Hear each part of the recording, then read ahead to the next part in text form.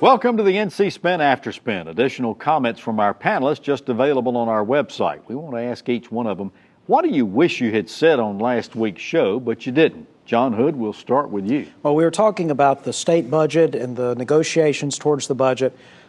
Part of the discussion really did have to do with that level of spending. That was one of the reasons why the discussion lasted so long and took so long to get the budget apparently worked out. I'm puzzled by the fact that the House and the Senate back in May and June enacted such vastly different budgets. That should never have happened, and it should never happen again. Yeah, don't they typically have some target spending? They should have that, and there should be some communication, more communication between the appropriations leaders in the House and the Senate. I'm not saying they're going to end up with the same budget. They do have a separate process, but they ought to be coordinating it to such an extent, sending signals that you don't end up with these vastly different spending totals. That was one of the reasons why it took so long. They should have had more discussion in February, March, and April to head off the train wreck that happened in May and June and July. You know, it just occurs to me that we could help them fix a lot of these problems. Bob Orr, what do you wish you'd have said on last week's show? Well, we were talking about the UNC athletic issues, and Chris Fitzsimons stole a little bit of what I wanted to say. But in 5 years of dealing with this scandal, UNC has made a number of internal changes, but not one single word out of UNC leadership has been about changing the fundamental problems with the system of big-time college athletics.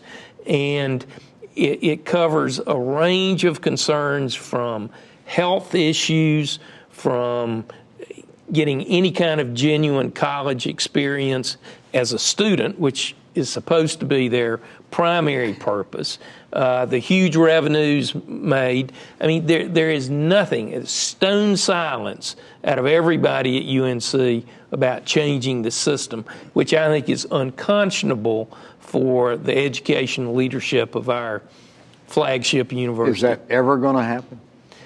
Well, until there's a backbone developed over in Chapel Hill, no, or around the country. All right, Cash Michaels. I'm just really dismayed, speaking to the Halifax County School Board issue, as to how far that board has allowed that school system to go.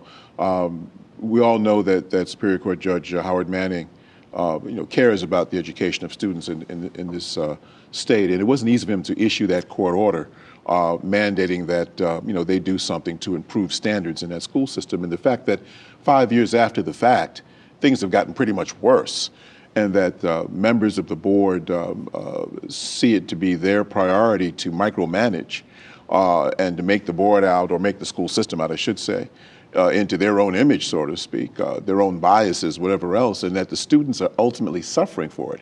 And Halifax County is one of our poorest counties.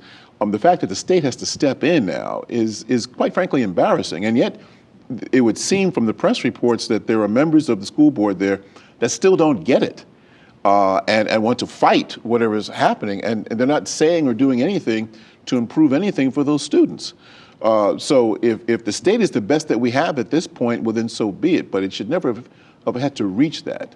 I would think, as a member, if I were a member of the board, if things got so bad that the state had to come in, I would want things fixed so fast and on their own track, and showing that we are improving to get the state out of my business. I would want that done so fast it's not funny. Apparently that's not the case with certain members. Hasn't been the case anyway, because we've sent with certain members of the Halifax we've School sent Board. intervention experts in there, and that's a shame. Chris, what do you wish you'd have said? Well, we talked about, you asked about, unfortunately we judge things winners and losers, and you ask who the winners and losers were so far, what we know in the budget, and John is correct saying that we don't know. Obviously there may be trades that are going to happen, and maybe the House will do better, but I was really surprised at the way that the budget number was characterized. Clearly the budget number itself is closer to the Senate position, so the Senate won if you judge it that way.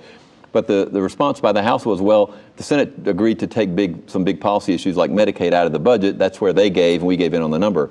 But the Senate is still forcing its Medicaid proposal through the House and hasn't given up at all on it. They took it out of the budget, but they're still pushing their position. So I'm not clear on how that's a concession to the House. Well, here's what I don't understand about that. The Senate said they had calculated a 2.7% increase for growth and for inflation, which they got from the state budget office, the governor's office. Their own legislative experts said it was 3.5%, and that's the number basically that the House used. Doesn't the Senate trust their own fiscal research staff? Well, that's a good question. I think they were just trying to find a number that the House would agree to that didn't go all the way down to the Senate number. So let's make a deal. Absolutely. Monty Hall lives. Well, thanks for watching the After Spin. More video all during the week on ncspin.com.